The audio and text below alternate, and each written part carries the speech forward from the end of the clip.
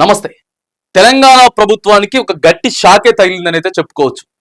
HCU భూముల విషయంలో Hyderabad central యూనివర్సిటీకి సంబంధించి 400 ఎకరాలలో ప్రభుత్వం మరి ఖచ్చితంగా దాని మీద ఎంత పట్టుబట్టిందో మనం చూసినాం.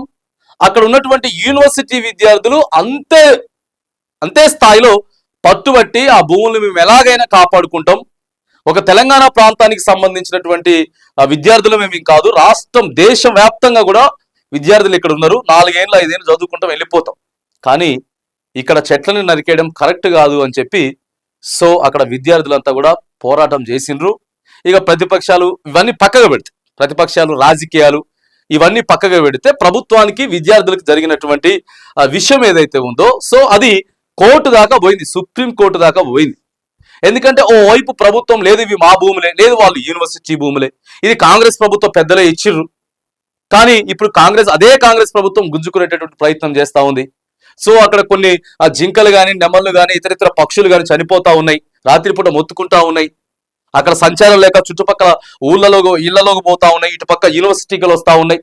సో ఇట్లా ఒక 15 నుంచి 20 రోజులు రాద్ధాంతం నడిచింది. రాష్ట్ర ప్రభుత్వం కూడా అక్కడ పోలీసులు పెట్టి బుల్డోజర్లు కొన్ని తీసుకుపోయి జేసీబీలని చెట్లు పడగొట్టేటటువంటి ప్రయత్నం చేసింది. సో ఇదంతా కూడా మనకు తెలిసినటువంటి విషయమే.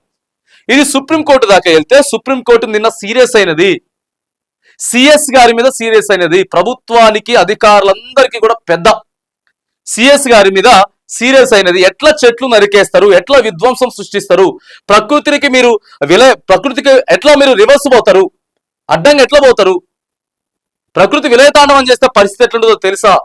ఒక ఢిల్లీ పరిస్థితి ఏంది, తర్వాత బెంగళూరు పరిస్థితి ఏంటిది, హైదరాబాద్ ప్రజలంతా కూడా ఒక మంచి గాలిని పీల్చుకోవాలంటే ఆ చెట్ల నుంచి చాలా వస్తా ఉన్నది. ఎట్లా మీరు చేసిండ్రు? మరి ఇప్పుడు చెట్లు నాడతారా? ఎందుకంటే రాష్ట్ర ప్రభుత్వం చాలా గట్టి ప్రయత్నమే చేసినప్పుడు మరి కోర్టు కూడా గట్టిగానే షాక్ ఇచ్చినట్టు కనబడతా ఉంది. ఒక 1/2 డజన్ మంది అధికారులు కూడా సిఎస్ గారితో జైలుకు వెళ్లాల్సి ఉంటున్నటువంటి పరిస్థితి అని చెప్పి స్పష్టం చేసింది కోర్టు. సో నిన్న మనం దినపత్రికలు కావచ్చు, సోషల్ మీడియాలో కూడా చూసినాం ఇవంతా. కానీ మరి ఎందుకు అసలు ఆ ఘటన ఆలోచిస్తున్నారా? ఏదైనా ఒక కార్యక్రమం చేపడుతున్నప్పుడు చూస్తా ఉన్నాం, మనం ప్రభుత్వం అధికారంలోకి వచ్చిన దగ్గర నుంచి కూడా మనం చూస్తా ఉన్నాం. హైడ్రా కావచ్చు, చాలా పెద్దది హైడ్రా తీసుకొచ్చిండ్రు. హైదరాబాద్ చాలా ఇదైపోయింది. ఇప్పుడు రియల్ ఎస్టేట్ కానీ లేకపోతే ఎవరైనా కొనడానికి కానీ వస్తలేరు, వేరే ప్రాంతానికి ప్రియారిటీ ఇస్తా ఉన్నారు. ఇంతకుముందు హైదరాబాద్ లో ఒక ఇల్లు ఉంది, ఫర్ సపోజ్ ఇక్కడ నుంచి అమెరికాలో స్థిరపడ్డాడు లేకపోతే బెంగళూరులో స్థిరపడ్డాడు, మన తెలంగాణ అయినా స్థిరపడ్డాడు. సో హైదరాబాద్ లో ఎప్పుడో ఒకసారి వచ్చి సెటిల్ కావాలనుకుంటుండు, ఒక 5 ఏళ్ల తర్వాత, 10 ఏళ్ల తర్వాత, 15 ఏళ్ల తర్వాత. ఇంతకుముందు ఇల్లుంది ఈ రేటు కంటే ఖచ్చితంగా దాన్ని కొనేటటువంటి ప్రయత్నం చేసేటోడు. ఇప్పుడు ఇల్లుంది కొంటవా అంటే ఏమో అది ఎఫ్టీఎల్లో ఉందో, ఇప్పుడు హైడ్రా ఉంది కదా, భయం అయిపోతా ఉన్నది మనకి, చూద్దాంలే తర్వాత ఏమైనా ప్రభుత్వం మారినప్పుడు చూద్దాం అనే పరిస్థితికి వచ్చింది. అంటే డెవలప్మెంట్ అనేది కొద్దిగా వెనక్కి వెళ్ళిపోతా ఉంది.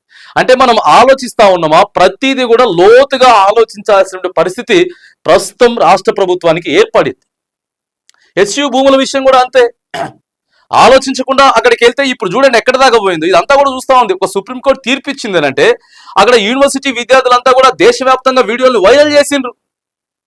సో లాస్ట్కి బదనాం అయ్యేది ఇక్కడ రాష్ట్ర ప్రభుత్వమే కదా. తీసుకున్నటువంటి చర్యల మీద మనం బదనాం అవుతా ఉంటాం. ఒక నిర్ణయాన్ని తీసుకోవటం, ఆ నిర్ణయం తీసుకున్న తర్వాత అది ఎక్కడో దగ్గర కొద్దిగా బెడిసి కొట్టడం, మళ్ళీ రివర్స్ బ్యాక్ వచ్చేయటం, బూమ్రాంగ్ అవుతా ఉంటే బ్యాక్ వచ్చేయటం, ఇట్లా కొన్ని జరుగుతూ ఉన్నాయి. కొన్ని తెలంగాణ ప్రభుత్వంలో జరుగుతూ ఉన్నాయి.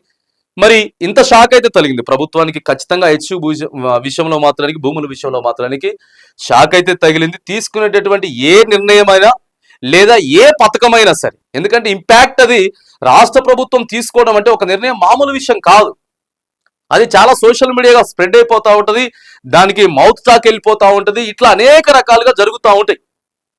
మనం ముందుకెళ్ళగలిగితే అది ఎంత మేరకు ప్రజలకు మంచి చేస్తుంది, ఎంత మేరకు రివర్స్ అవుతుంది అనేది రాష్ట్ర ప్రభుత్వం ఆలోచన చేయాలి.